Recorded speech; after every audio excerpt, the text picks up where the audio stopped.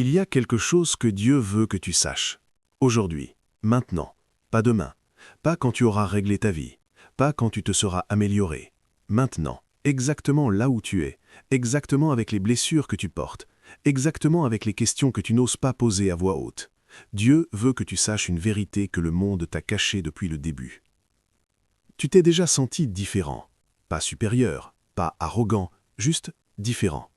Comme si tu appartenais à une autre dimension, comme si les conversations autour de toi semblaient creuses, les rires sonnaient faux et les chemins que tout le monde emprunte te semblaient trop étroits pour ce que tu es vraiment. Tu regardes les autres avancer dans des vies toutes tracées et quelque chose en toi crie « ce n'est pas ça, ce n'est pas pour moi, il y a autre chose ». Et tu as raison. Ce quelque chose que tu ressens, cette vibration au fond de ta poitrine, cet appel sourd que tu n'arrives pas à nommer, ce n'est pas de l'orgueil, ce n'est pas de l'arrogance, ce n'est pas une illusion, c'est la voix de Dieu qui t'appelle par ton nom depuis avant ta naissance. Il y a un verset dans la Bible, dans le livre de Jérémie, chapitre 1, verset 5, où Dieu dit ces mots impossibles à entendre sans trembler. « Avant que je t'eusse formé dans le ventre de ta mère, je te connaissais. Avant que tu fusses sorti du sein, je t'avais consacré. Avant même que ta mère sache que tu existais, avant même que ton père puisse imaginer ton visage, Dieu te connaissait déjà, Dieu t'avait déjà choisi. Tu n'es pas ici par accident. Cette vidéo n'est pas pour tout le monde. Si tu es tombé dessus, si l'algorithme te l'a envoyé, si quelqu'un te l'a partagé, ce n'est pas un hasard. Il n'y a pas de hasard dans le royaume de Dieu. Tu es ici parce que Dieu t'a conduit ici, et ce que tu vas entendre dans les prochaines minutes va changer quelque chose en toi de façon permanente. Mais avant de continuer, si tu n'es pas encore abonné à cette chaîne, clique sur le bouton d'abonnement maintenant.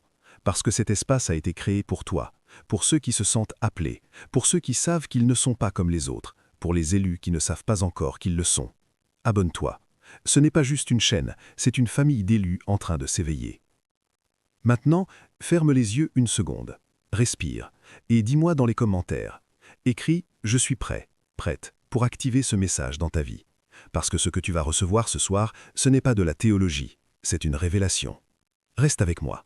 Laisse-moi te poser une question que personne ne t'a jamais vraiment posée. Est-ce que tu te souviens du moment où tu as réalisé pour la première fois que tu n'étais pas comme les autres? Pas le moment où les autres te l'ont dit avec cruauté, parce que ça arrive à tout le monde. Je parle du moment intime, silencieux, souvent seul dans ta chambre ou dans une foule, où tu as regardé autour de toi et tu t'es dit « Je suis ici, mais je n'appartiens pas vraiment à cet endroit ». Ce moment existe pour toi, je le sais. Je le vois dans le type de personnes qui regardent des vidéos comme celle-ci. Il y a des personnes qui passent leur vie entière à chercher l'approbation des autres, à vouloir s'intégrer, à modifier qui elles sont pour correspondre à ce qu'on attend d'elles. Et puis, il y a d'autres personnes, des personnes comme toi, qui ont essayé de s'intégrer, qui ont mis des masques, qui ont joué le jeu, mais à la fin de la journée, quelque chose en elles refuse toujours de se conformer complètement. Il reste toujours cette petite flamme qui dit « Tu es fait pour plus que ça ». Cette flamme, écoute-moi bien, cette flamme n'est pas de toi. Tu ne l'as pas allumée, tu n'as pas décidé un matin d'être différent. Cette flamme a été allumée par Dieu lui-même, avant que tu entres dans ce monde. Et si tu essaies de l'éteindre, tu iras contre ce pourquoi tu as été créé. Dans l'évangile de Jean, Jésus dit « Vous n'êtes pas du monde, mais je vous ai choisi et vous ai établi du monde ». Jean 15, 19. Pense à ce que ça signifie vraiment. Jésus ne te console pas en te disant que c'est normal d'être bizarre. Il t'explique une réalité ontologique. Tu n'appartiens pas à ce monde parce que tu as été séparé de ce monde par un acte divin délibéré. Tu as peut-être grandi dans une famille où personne ne comprenait tes questions, où on te disait de ne pas trop réfléchir, où la foi, si elle existait, était superficielle, une tradition, une habitude du dimanche, pas une rencontre vivante. Et toi, tu posais des questions qui mettaient les adultes mal à l'aise. Pourquoi Dieu permet la souffrance? Pourquoi nous? Quel est le sens de tout ça? Qu'est-ce qui existe au-delà de ce qu'on voit? Ces questions ne sont pas le signe d'un manque de foi. Ces questions sont le signe que Dieu t'a câblé différemment. Il t'a donné une soif spirituelle que les réponses ordinaires ne peuvent pas étancher. Tu as peut-être aussi vécu des moments de solitude intense, non pas parce que tu n'avais pas d'amis, mais parce que même entouré de gens, tu avais l'impression qu'une partie de toi était toujours ailleurs. Dans ces moments-là, Certains sombrent dans la tristesse, certains s'anesthésient avec les écrans, les divertissements, les relations qui ne les nourrissent pas. Mais il y a quelque chose en toi qui t'a poussé à chercher, à creuser, à regarder vers le haut, plutôt que de se noyer dans le bruit ambiant. Cette disposition est un don. Écoute maintenant ce que je veux dire et grave-le dans ta mémoire pour toujours.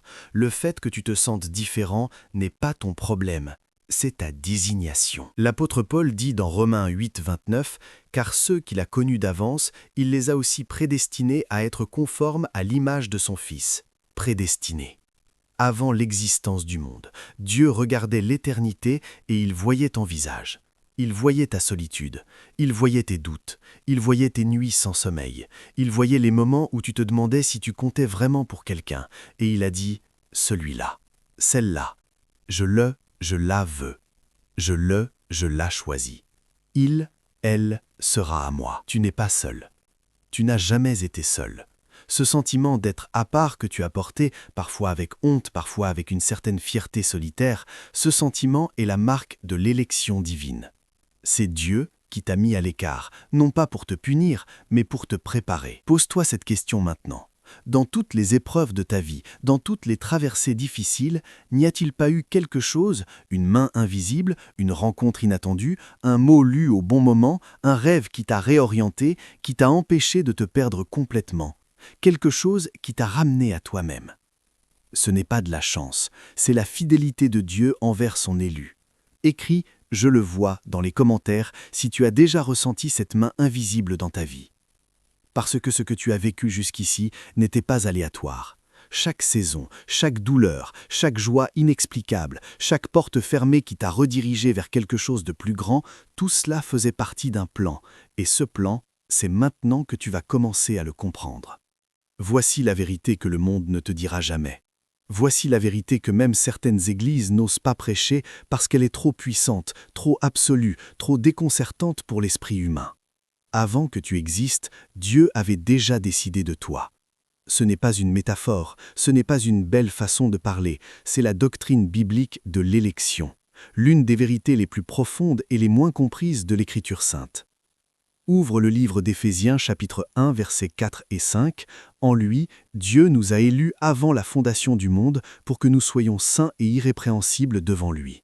Il nous a prédestinés dans son amour à être ses enfants adoptifs par Jésus-Christ selon le bon plaisir de sa volonté, avant la fondation du monde.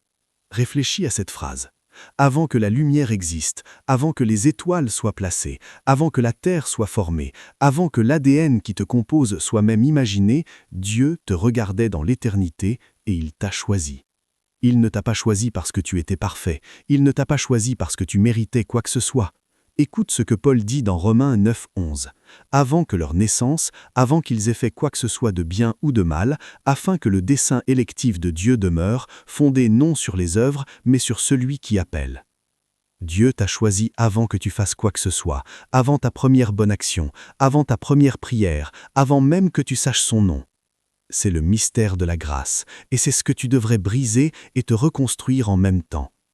Parce que ça signifie que tes erreurs passées n'ont pas annulé ton élection. Les fois où tu as fui Dieu, les fois où tu as péché, les fois où tu t'es retrouvé dans des endroits sombres que tu pensais incompatibles avec l'appel de Dieu sur ta vie, rien de tout cela n'a changé ce que Dieu a décidé de toi avant que le monde commence. Bien sûr, le libre arbitre existe, Dieu ne force personne, mais cette tension entre élection divine et liberté humaine est l'une des plus belles tensions de la foi chrétienne. Tu es libre de choisir, et pourtant Dieu, dans sa sagesse infinie et hors du temps, savait déjà ce que tu choisirais. Il savait que tu regarderais cette vidéo aujourd'hui, il savait que ce moment arriverait dans ta vie, et il t'attendait.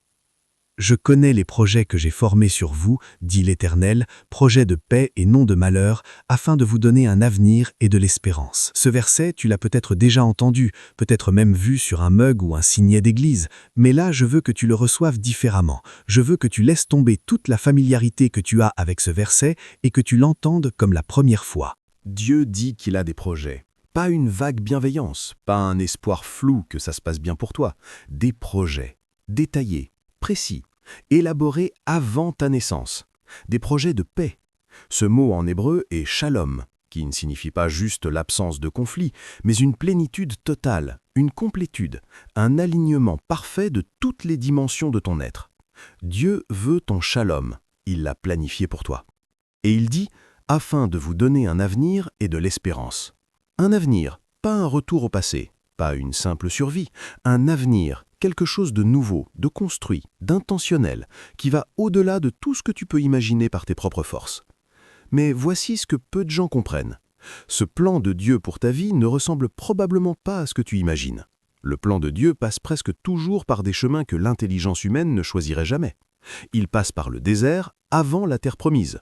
Il passe par la prison avant le palais, comme Joseph. Il passe par la croix avant la résurrection. Si tu traverses une période difficile en ce moment, si tu es dans un désert, si tu te sens incompris, oublié, si tu attends depuis longtemps et que la réponse ne vient pas, je te dis ceci avec toute la certitude que la parole de Dieu m'autorise. Tu es dans ta formation, pas dans ton abandon. Dieu ne t'a pas oublié, il te façonne.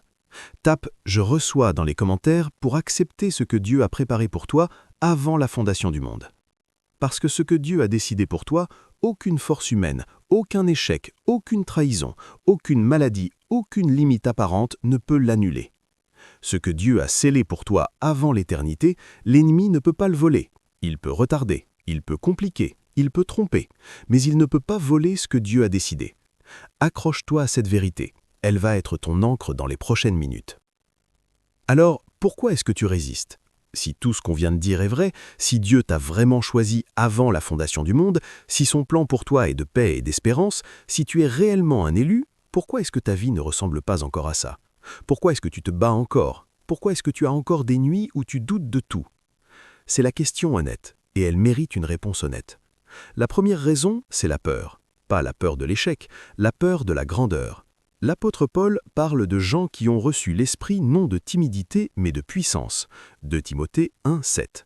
Mais la timidité, cette crainte de se déployer complètement, de prendre la place que Dieu a préparée pour soi, est une arme les plus efficaces de l'ennemi. Parce qu'elle ne ressemble pas à une attaque, elle ressemble à de la sagesse, de l'humilité, du réalisme.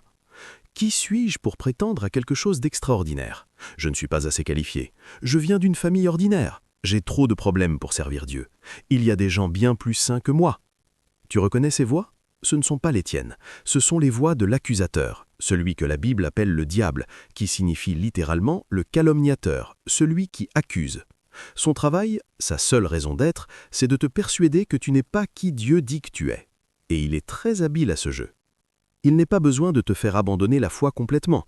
Il lui suffit de te faire rester en dessous de ce que tu es. Il lui suffit de te faire croire que tu es un enfant de Dieu de 2e classe.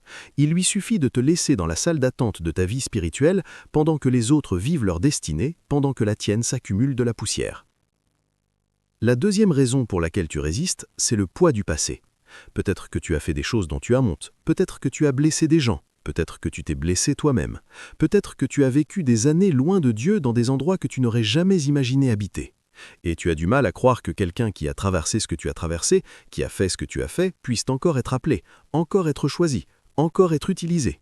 Mais rappelle-moi, qui étaient les élus de Dieu dans la Bible? Moïse était un meurtrier, David a commis l'adultère et l'homicide, Pierre a renié Jésus 3 fois, Paul persécutait et matait les chrétiens. Et pourtant, Dieu les a utilisés pour changer l'histoire du monde entier. Cette disposition est un don. Écoute maintenant ce que je veux dire et grave-le dans ta mémoire pour toujours. Le fait que tu te sentes différent n'est pas ton problème, c'est ta désignation. L'apôtre Paul dit dans Romains 8, 29 « Car ceux qu'il a connus d'avance, il les a aussi prédestinés à être conformes à l'image de son Fils. » Prédestinés. Avant l'existence du monde, Dieu regardait l'éternité et il voyait ton visage. Il voyait ta solitude, il voyait tes doutes, il voyait tes nuits sans sommeil, il voyait les moments où tu te demandais si tu comptais vraiment pour quelqu'un, et il a dit « celui-là, celle-là, je la veux, je la choisis. Il, elle sera à moi. Tu n'es pas seul. Tu n'as jamais été seul.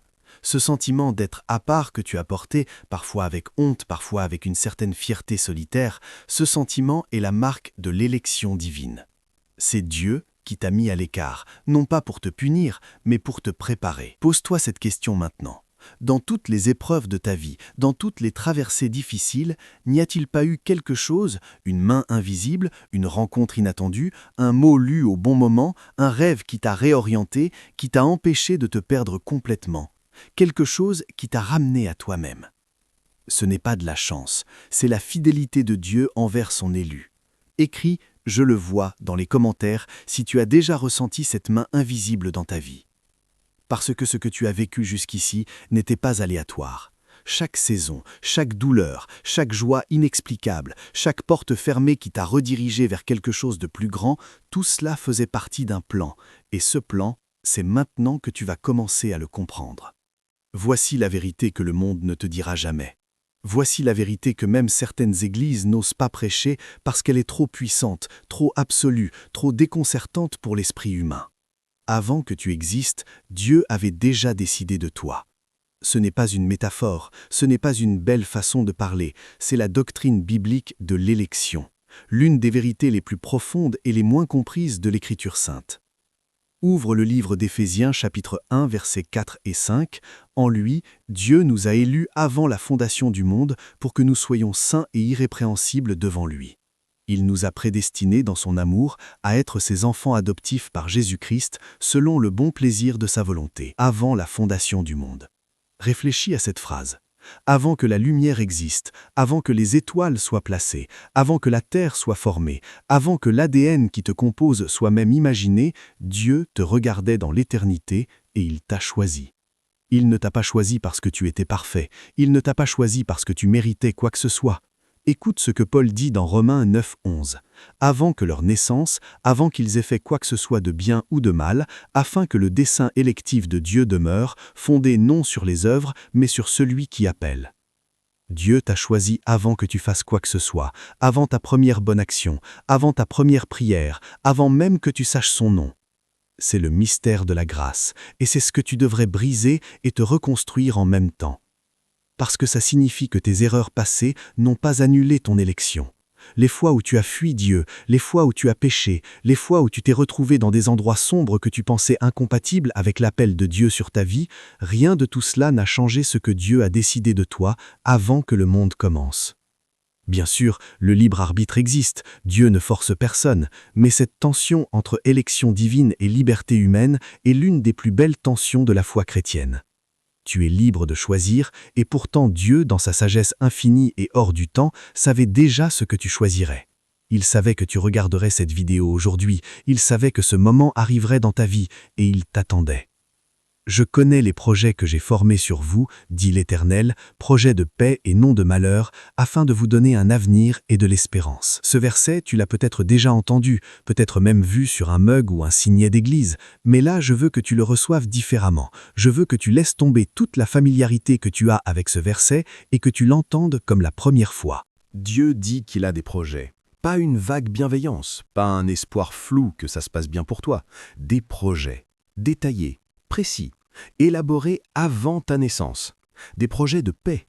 Ce mot en hébreu est shalom, qui ne signifie pas juste l'absence de conflit, mais une plénitude totale, une complétude, un alignement parfait de toutes les dimensions de ton être.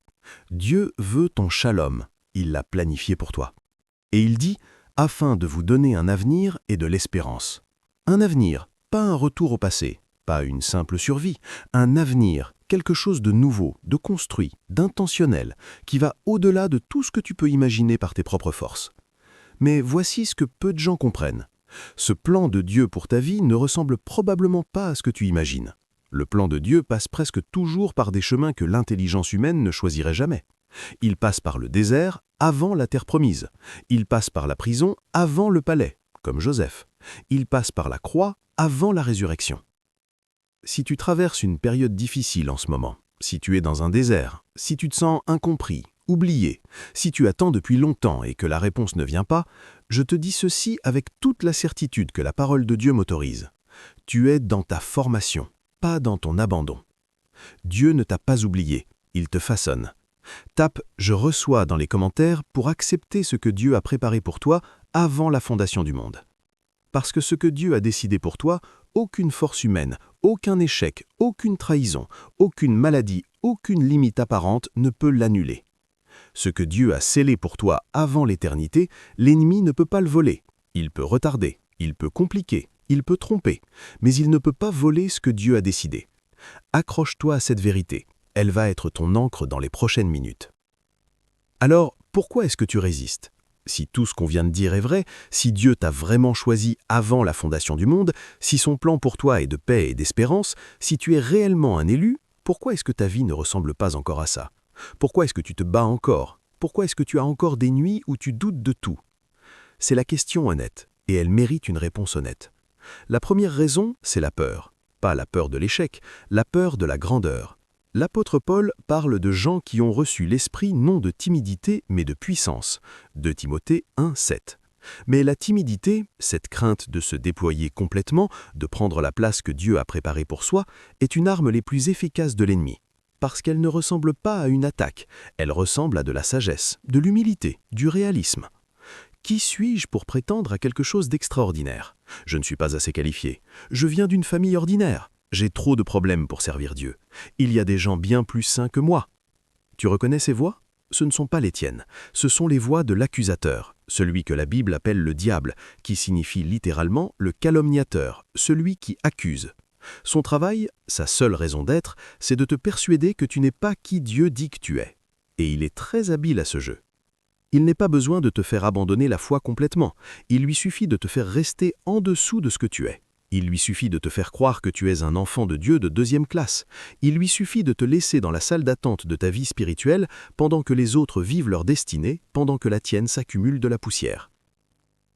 La deuxième raison pour laquelle tu résistes, c'est le poids du passé. Peut-être que tu as fait des choses dont tu as honte, peut-être que tu as blessé des gens, peut-être que tu t'es blessé toi-même, peut-être que tu as vécu des années loin de Dieu dans des endroits que tu n'aurais jamais imaginé habiter. Et tu as du mal à croire que quelqu'un qui a traversé ce que tu as traversé, qui a fait ce que tu as fait, puisse encore être appelé, encore être choisi, encore être utilisé. Mais rappelle-moi, qui étaient les élus de Dieu dans la Bible? Moïse était un meurtrier, David a commis l'adultère et l'homicide, Pierre a renié Jésus 3 fois, Paul persécutait et matait les chrétiens. Et pourtant, Dieu les a utilisés pour changer l'histoire du monde entier. L'élection de Dieu ne s'appuie pas sur ta perfection. Elle s'appuie sur sa miséricorde. Et la miséricorde de Dieu est plus grande que tout ce que tu as fait. Si nous confessons nos péchés, il est fidèle et juste pour nous les pardonner et pour nous purifier de toute iniquité. Purifier, pas juste pardonner, purifier. Rendre pur comme si ça n'avait jamais existé. C'est la grâce, c'est la réalité de ce que la croix de Jésus-Christ a accompli. Et si tu portes encore le poids de qui tu étais, c'est parce que tu n'as pas encore pleinement reçu ce que la croix t'a offert. La troisième raison, c'est le confort de l'ordinaire. Suivre pleinement l'appel de Dieu est inconfortable. C'est inconfortable parce que ça exige des changements, ça exige d'abandonner certaines relations qui te tirent vers le bas, ça exige de transformer certaines habitudes, ça exige de sortir de ta zone de confort, de prendre des risques, de faire confiance à Dieu même quand la logique humaine dit que ça n'a aucun sens. Et souvent, la vie ordinaire, même si elle ne te satisfait pas, est au moins prévisible. L'inconfort familier est préférable à l'inconnu, même si cet inconnu est ta destinée. Abraham a quitté son pays, sa famille, sa maison, pour aller vers une terre qu'il ne connaissait pas, guidé par une voix qu'il était le seul à entendre. Et c'est cet acte de foi absurde aux yeux du monde qui a fait de lui le père de toutes les nations. Ta destinée aussi est de l'autre côté de ton confort. Dieu ne nous a pas donné un esprit de timidité, mais un esprit de puissance, d'amour et de maîtrise de soi. Cette phrase a été écrite pour toi, pour ce moment, pour ce que tu ressens en ce moment même en écoutant ces mots. Écris 777 dans les commentaires pour briser le sceau de la peur dans ta vie. Ce n'est pas de la magie, c'est un acte de foi.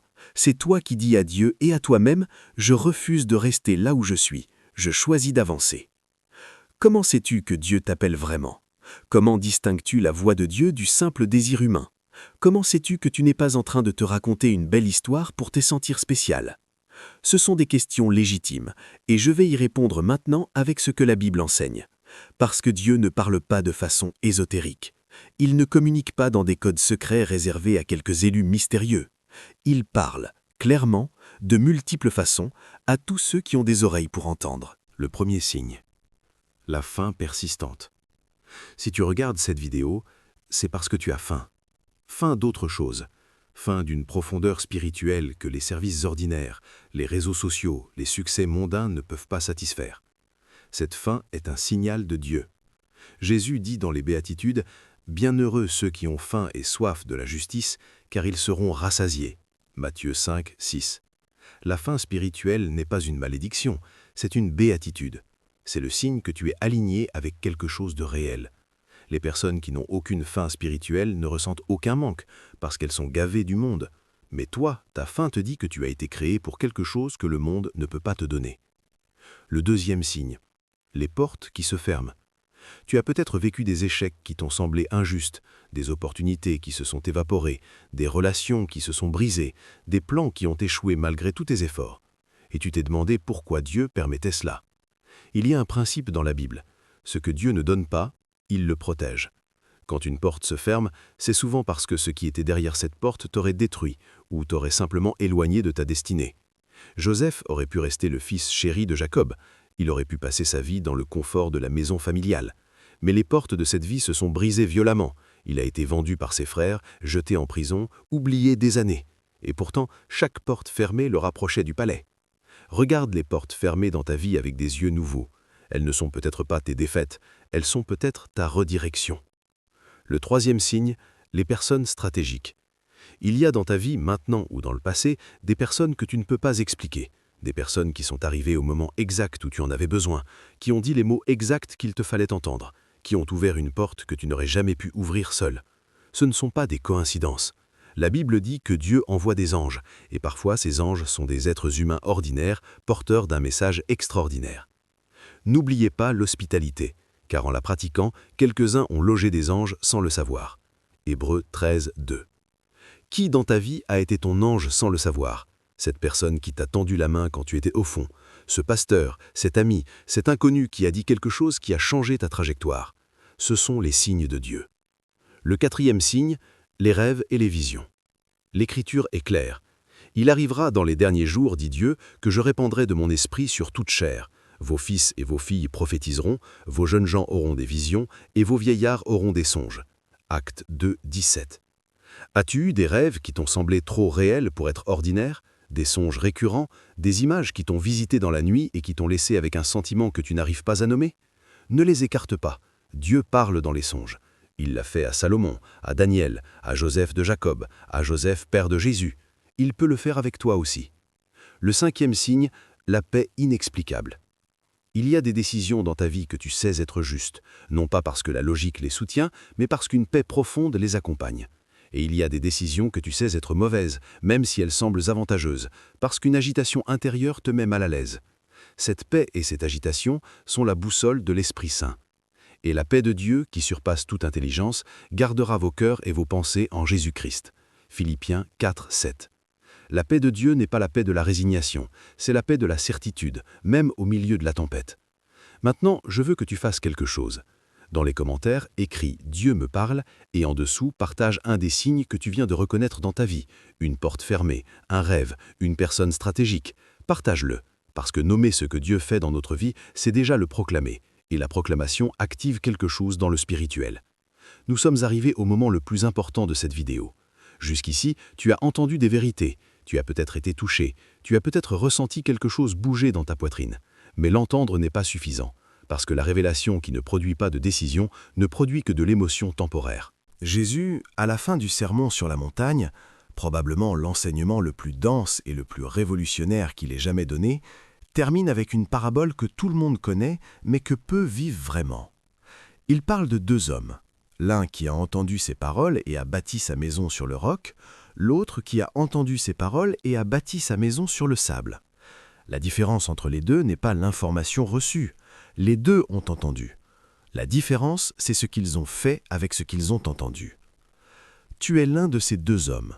Tu es l'une de ces deux femmes. Et l'heure du choix est maintenant. Je vais te parler d'un personnage biblique que tu connais peut-être, mais qui a une profondeur que la plupart des gens n'explorent jamais. Il s'appelle Gédéon.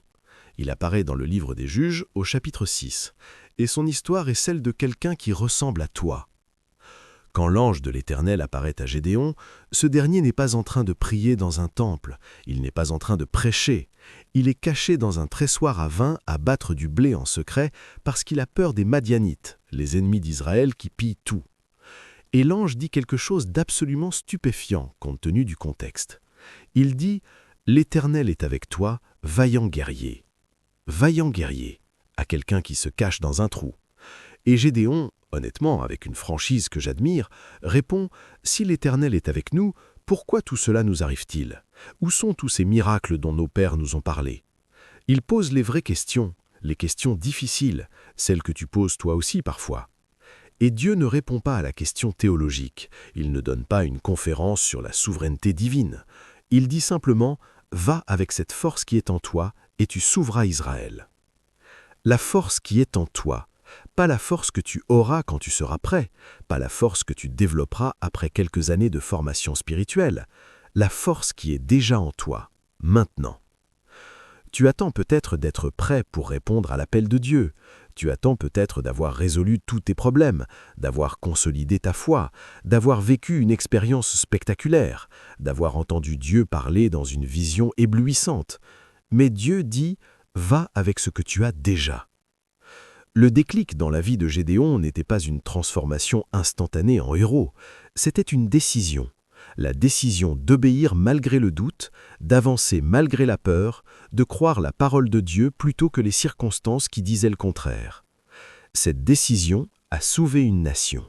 Ta décision d'aujourd'hui, la décision de dire oui à ce que Dieu te révèle en ce moment même, peut changer non seulement ta vie, mais la vie de tous ceux qui t'entourent, tes enfants, tes proches, les générations qui viennent après toi.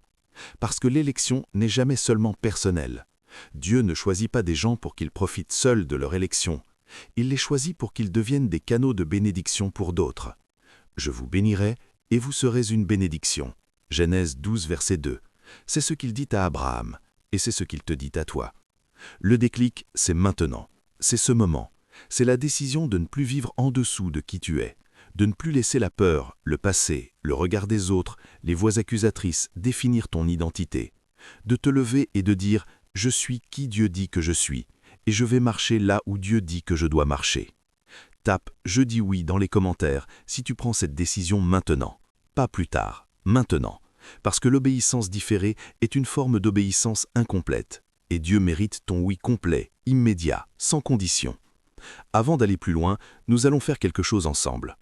Je veux que tu comprennes ce que nous sommes sur le point de faire et pourquoi. Ce n'est pas de la magie, ce n'est pas du ritualisme. La prière chrétienne n'est pas une formule magique. C'est une conversation avec un Dieu vivant qui t'entend, qui te connaît et qui répond.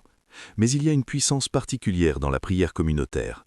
Jésus dit « Si 2 d'entre vous s'accordent sur la terre pour demander quoi que ce soit, cela leur sera accordé par mon Père qui est aux cieux. Car là où 2 ou 3 sont réunis en mon nom, je suis au milieu d'eux. » Matthieu 18, 19, 20.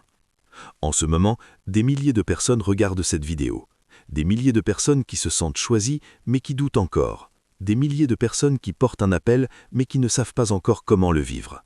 Nous sommes réunis en ce moment. Nous formons une communauté d'élus qui s'éveillent ensemble. Et cette prière, nous allons la faire ensemble. Dans les commentaires, écris « Activé par la grâce », puis lis cette prière à voix haute. Pas dans ta tête, à voix haute. Parce que la foi qui se confesse à voix haute est une foi qui se solidifie. Père Céleste, je viens devant toi ce soir avec tout ce que je suis, avec mes doutes et ma foi, avec mes erreurs et mon désir de grandir, avec mes blessures et ma soif de guérison. Je reçois aujourd'hui ce que tu as dit sur moi avant la fondation du monde. Je reçois que je suis ton élu. Je reçois que ton plan pour moi est de paix et non de malheur. Je reçois que je suis vu, connu et aimé de toi, non pas pour ce que je fais, mais pour qui tu es. Je renonce aujourd'hui à la peur de ma propre grandeur. Je renonce aux voix qui me disent que je ne suis pas assez. Je renonce au poids du passé qui m'empêche d'avancer vers l'avenir que tu as préparé pour moi. Je dis oui à ton appel. Je dis oui à ta direction. Je dis oui à cette transformation que tu veux opérer en moi, même si je ne comprends pas encore tout le chemin. Je te fais confiance. Je te demande d'activer en moi l'esprit de puissance, d'amour et de maîtrise de soi-même que tu m'as donné en Jésus-Christ. Je te demande d'ouvrir mes yeux pour voir ce que tu vois quand tu me regardes. Et je te demande la force d'avancer chaque jour vers la destinée que tu as tracée pour moi. Au nom de Jésus-Christ, Amen. Si tu as prié cette prière, quelque chose vient de se passer dans le spirituel. Pas parce que les mots ont un pouvoir magique, mais parce que Dieu dit « Demandez et l'on vous donnera, cherchez et vous trouverez, frappez et l'on vous ouvrira ». Matthieu 7, verset 7. Tu viens de demander, tu viens de chercher, tu viens de frapper. Et Dieu répond. Il répond parfois immédiatement, avec une paix, un soulagement, une clarté. Il répond parfois en processus, avec des changements progressifs que tu ne verras qu'en regardant en arrière quelques mois. Il répond toujours parce qu'il est fidèle et qu'il ne peut pas se renier lui-même. Laisse maintenant quelques secondes de silence. Respire, ressens, nomade ce qui se passe en toi. Et maintenant tape « Amen » dans les commentaires. Chaque « Amen » posté est une déclaration de foi, une voix s'ajoutant à un cœur d'élus qui s'éveille ensemble. Je dois maintenant aborder quelque chose d'essentiel. Parce que dans notre culture, dans nos réseaux sociaux, dans certains milieux spirituels, le mot « élu » a été détourné. Il y a des gens qui utilisent ce langage pour se placer au-dessus des autres, pour se construire une identité de supériorité spirituelle. Je suis un élu, donc je suis meilleur, donc je mérite plus, donc les autres sont inférieurs. C'est une perversion, et c'est exactement l'opposé de ce que la Bible enseigne. Alors laisse-moi te dire clairement, qui sont vraiment les élus selon l'Écriture ? Jésus lui-même donne la réponse dans Matthieu 20, 26 à 28. « Quiconque veut être grand parmi vous, qu'il soit votre serviteur. Et quiconque veut être le premier parmi vous, qu'il soit votre esclave. C'est ainsi que le Fils de l'homme est venu, non pour être servi, mais pour servir, et donner sa vie en rançon pour beaucoup. » L'élu n'est pas celui qui reçoit plus, l'élu est celui qui donne plus. L'élu n'est pas celui qui règne sur les autres, l'élu est celui qui sert les autres. L'élu n'est pas celui dont la vie est plus facile, l'élu est souvent celui dont la vie est plus difficile, parce qu'il porte sur ses épaules un appel plus lourd. Pense à Jésus lui-même, l'élu par excellence, le Fils de Dieu, loin du Seigneur, et regardez comment il a vécu, dans la pauvreté, dans l'incompréhension, même de sa propre famille au début, dans le rejet, dans la trahison par ceux qui l'aimaient le plus, et finalement dans une mort violente et injuste. Si l'élection était une garantie de confort et de succès humain, la vie de Jésus serait la preuve que cette garantie n'existe pas. Mais si l'élection est une invitation à un impact éternel qui dépasse toute mesure humaine, alors la vie de Jésus est la preuve ultime que ça marche. L'élu du Nouveau Testament, c'est le serviteur. C'est celui qui s'abaisse pour que les autres soient élevés. C'est celui qui donne sa vie, pas nécessairement dans la mort physique, mais dans la consécration quotidienne de son temps, de ses dons, de ses ressources, de sa présence, pour que d'autres rencontrent la vie. Vous n'avez pas choisi, c'est moi qui vous ai choisi, et je vous ai établi, afin que vous alliez et que vous portiez du fruit, et que votre fruit demeure. Jean 15, 16. Fruit, pas gloire, pas reconnaissance, pas pouvoir, fruit. C'est-à-dire quelque chose qui nourrit les autres, quelque chose qui dure, quelque chose qui se reproduit. Et puis, il y a cet autre aspect de l'élection que beaucoup oublient. L'élu est celui qui a été éprouvé. Daniel a été éprouvé par la fosse au lion. Shadrach, Meshach et Abed-Négo ont été éprouvés par la fournaise ardente. Job a été éprouvé par la perte de tout. Paul a été éprouvé par la prison, les coups, les naufrages. Les plus grands élus de l'histoire biblique sont reconnaissables à la profondeur de leurs épreuves, pas à l'absence d'épreuves. Si tu traverses quelque chose de difficile en ce moment, je ne vais pas te dire que c'est facile, je ne vais pas minimiser ta douleur, mais je vais te dire ce que je crois profondément. L'intensité de ton épreuve est souvent proportionnelle à l'intensité de ton appel. L'ennemi n'attaque pas ceux qui ne représentent aucune menace pour lui. Il attaque ceux qui, s'ils marchaient pleinement dans leur destinée, changeraient des vies, briseraient des chaînes, libéreraient des captifs. Si tu es attaqué, c'est peut-être parce que tu es une menace pour les ténèbres. Et voilà une dernière vérité sur les élus. Ils s'appellent les uns les autres. L'élu solitaire est une contradiction dans les termes. Dans la Bible, les élus se trouvent, se reconnaissent, se soutiennent, se fortifient mutuellement. Jean-Baptiste reconnaît Jésus. Marie reconnaît la grossesse d'Élisabeth comme une œuvre divine.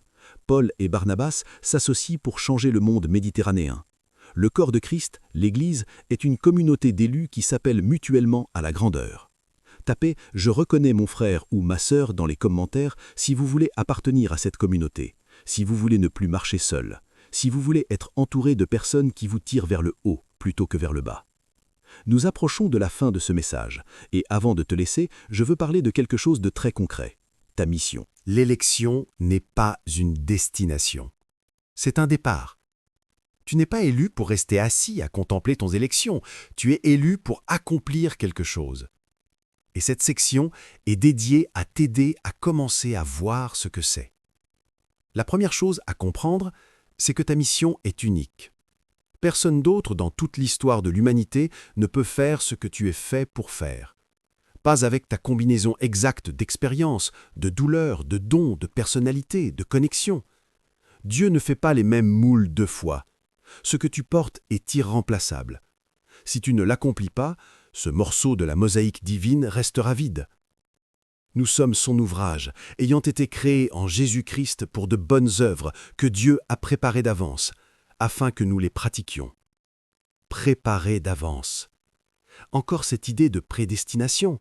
Mais cette fois, ce ne sont pas juste toi qui es prédestiné. Tes œuvres le sont aussi. Il y a des choses que Dieu a prévues que toi, spécifiquement toi, tu ferais.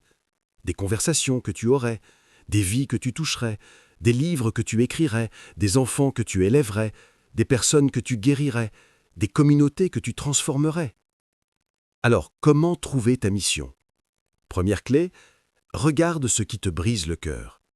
Dieu met dans le cœur de ses élus une sensibilité spéciale envers certains types de souffrances. Certains sont brisés par la pauvreté, certains par l'injustice, certains par l'orphelinat, certains par la maladie, certains par l'ignorance spirituelle. Ce brisement n'est pas une faiblesse, c'est une boussole. Là où ton cœur se brise, là où tu ne peux pas rester indifférent, là est souvent ta mission. Deuxième clé, regarde ce que tu fais naturellement sans effort. Chaque élu a des dons, pas seulement des dons spirituels au sens charismatique, mais des capacités naturelles qui, consacrées à Dieu, deviennent des instruments de son règne. Peut-être que tu parles et que les gens t'écoutent naturellement, peut-être que tu as une capacité d'organisation exceptionnelle, peut-être que tu as une sensibilité artistique extraordinaire, peut-être que tu as une intuition financière rare.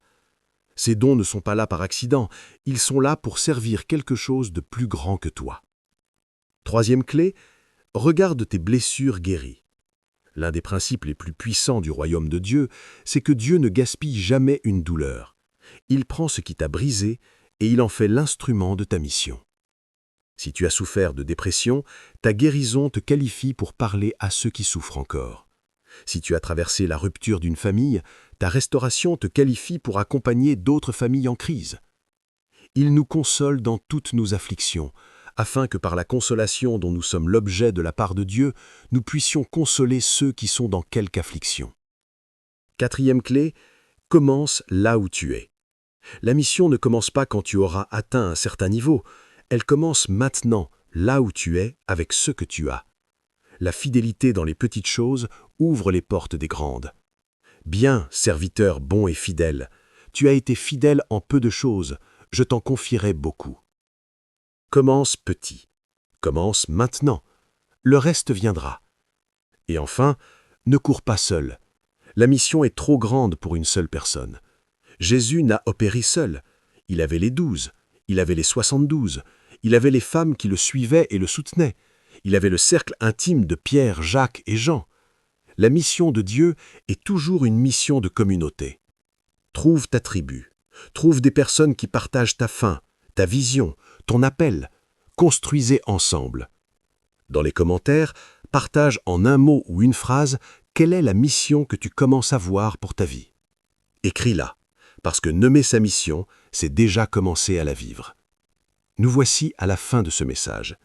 Et je veux que tu saches quelque chose avant que je te laisse.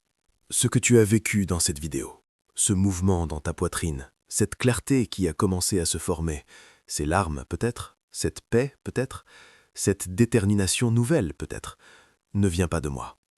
Les mots que tu as entendus ne sont pas les miens. Ils appartiennent à une parole qui existait avant que je sois né et qui existera bien après que cette vidéo soit oubliée.